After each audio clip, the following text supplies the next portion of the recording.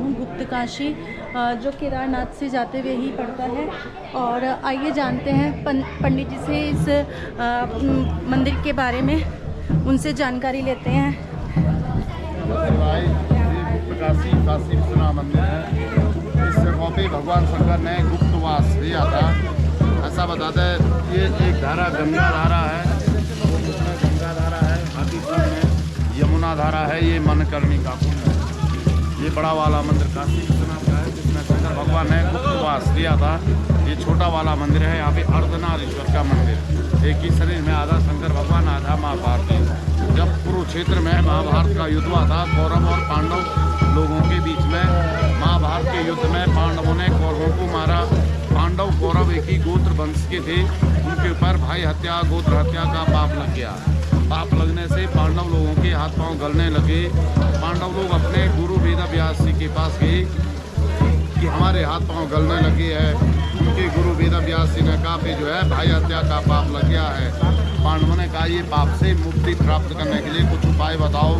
तो उनके गुरु वेद व्यास जी ने कहा हिमालय तो केदार, हिमालय में जाओ, वहाँ पे केदार नाम का एक स्थान है, वहाँ भगवान शंकर तपस्या में विराजमान रहते हैं। यदि भगवान शंकर आपको दर्शन देते हैं तो आप संपूर्ण पापों से मुक्त हो जाएंगे। तो शंकर भगवान हिमालय की ओर, इस जगह का नाम मांडी नाम से जाना जाता था। इस जगह पे भगवान शंकर तपस्या करते थे। पांडव लोग जो ही पांडव लोग शंकर भगवान के दर्शन के लिए इस जगह पे आए, यहाँ पे भगवान शंकर ने जमीन के अंदर गुप्त हो गए। शंकर भगवान ने सोचा अगर मैं पांडवों को दर्शन देता हूँ तो आने वाला समय भाई भाई को मारेगा, गुरु गुरु को मारेगा और मेरे दर्शन पालेंगे। इसलिए जो है शंकर भगवान उनको दर्शन ने दिया, जमीन के अंदर गुप्त हो गई। उस दिन से ये मांडी नाम खत्म हुआ। गुप्त काशी के नाम से ये जगह पूरा शहरी जो है गुप्त काशी के नाम से प्रसिद्ध है। यूं ही शंकर भगवान इस जगह पे गुप्त हुई, उस जगह पे स्वयंभू लिंग उत्पन्न हो गया। लिंग के दाएं बाएं भाग से ये गंगा और यमुना धारा बहता है। अंदर में भगवान का शिवलिंग है, उसी के चारों से पानी निकलता है। एक धारा गंगा धारा यमुना धारा, उसको नाम रखा गया है। पांडव लोग समझ गए शंकर भगवान हमारे को दर्शन नहीं देना चाह रहे हैं। पांडवों ने माँ पार्वती से कई वर्षों तक जो है तपस्या किया। माँ का दिल थोड़ा कोमल होता ही है। माँ पार्वती पे दया आने पे माँ पार्वती ने शंकर भगवान से कहा आधा में पांडवों को आप दो दर्शन और आधा में जो है मैं देता हूँ। तो तब ये अर्धनारीश्वर के रूप में यहाँ पे दर्शन दिया। कहा कि पूर्ण रूप से दर्शन हिमालय में होगा। आप पहले गुप्त गंगा जमुना में स्नान करो, कोई फल का दान करो, कष्ट ग्रह दूर होता है, ऐसा बताते हैं। ये धर्मशिला में गुप्त दान करने का विधान है। तब जाके यहाँ से शंकर भगवान के दर्शन के लिए पांडव लोगों के लिए पूर्ण रूप से दर्शन चाहिए था। फिर यहाँ से हिमालय की ओर गए। केदारनाथ में भगवान शंकर ने वहाँ भी महेश का रूप धारण किया। पांडव लोग वहाँ पहुँचे। पांडवों ने देखा यहाँ कोई चिड़िया रही है, भैंस कहाँ से आ गई। भीम ने अपनी दोनों टांगें फैलाई, एक मेरु पर्वत में, दूसरा सुमेरु पर्वत में, और अपने भाइयों को कहा ये भैंस मेरे टांग के नीचे से आगे बढ़ाओ। जो भगवान शिव वाला भैंसा होगा वो मेरे टांग के नीचे नहीं जाएगा। सारी नकली भैंस जो थी वो आगे बढ़ गई। जो भगवान शंकर रूपी भैंस थी वो वहीं पे रुकने लग गई। वो भैंस के आगे से कुदरती जमीन फट गया, वो भैंस ने सर जमीन में मार दिया। तो आगे का हिस्सा जो है पशुपतिनाथ नेपाल में बताते हैं, और पीछे का पृष्ठ वाला भाग केदारनाथ में रहता है। तो केदारेश्वर भगवान की जय, काशी विश्वनाथ भगवान की जय। मैं पंडित शशिभूषण शुक्ला, गुप्त काशी काशी विश्वनाथ।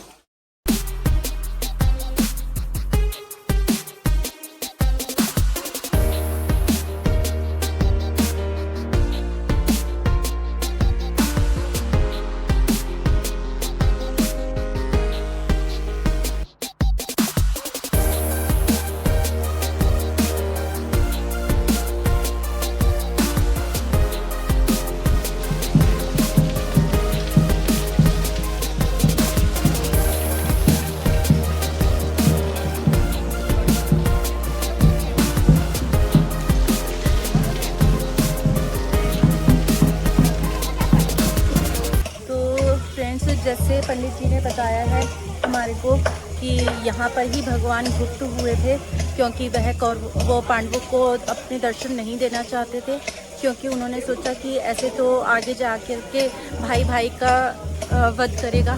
तो इसलिए वो उनसे बहुत ही ज़्यादा रुष्ट हो गए थे। और वो पहले वो यहीं पे ही ध्यान मग्न में रहते थे और फिर यहीं से ही वह गुप्त हो गए थे। तो आप भी यहाँ के दर्शन करने ज़रूर आइएगा, क्योंकि केदारनाथ जाने से पहले बीच में ही यह मार्ग पड़ता है। तो और यहाँ पर ये कुंड भी है इधर, जहाँ से निरंतर जल आता रहता है दोनों तरफ से। और अब चलते हैं, यहाँ अर्धनारीश्वर भी है, मंदिर भी है गुप्तकाशी में, जिसके ये नंदी जी। और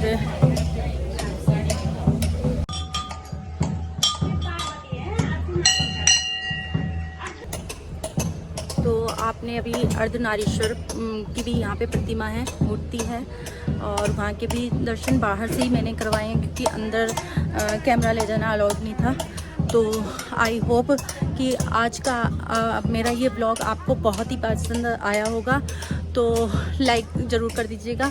और मेरे चैनल को अगर आप ऐसे ही मंदिर की जानकारी चाहते हैं तो चैनल को सब्सक्राइब कर लीजिएगा। नेक्स्ट ब्लॉग में फिर से मुलाकात होगी, तब तक के लिए हर हर महादेव, जय माता दी।